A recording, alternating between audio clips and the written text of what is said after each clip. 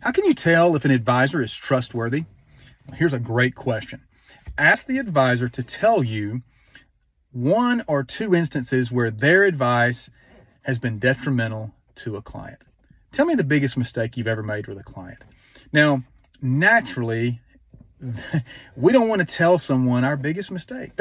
We're really asking for a great deal of vulnerability here.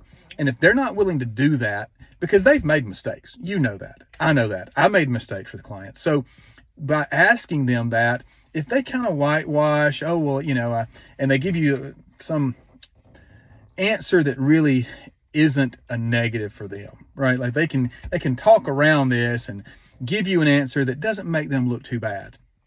Well, the reality is they've made mistakes, whether it was selling something early, whether it was poor advice, they've made mistakes. And if they're not willing to admit that, then they're probably hiding something a little bit. You know, they're just not going to be as trustworthy. When you find somebody that's willing to just pull the rug back and say, absolutely, here's a mistake I made, and I learned from it, that's a completely different conversation, and a much more trust can be built with that individual than someone that, kind of gives you a gray answer that really doesn't look that bad.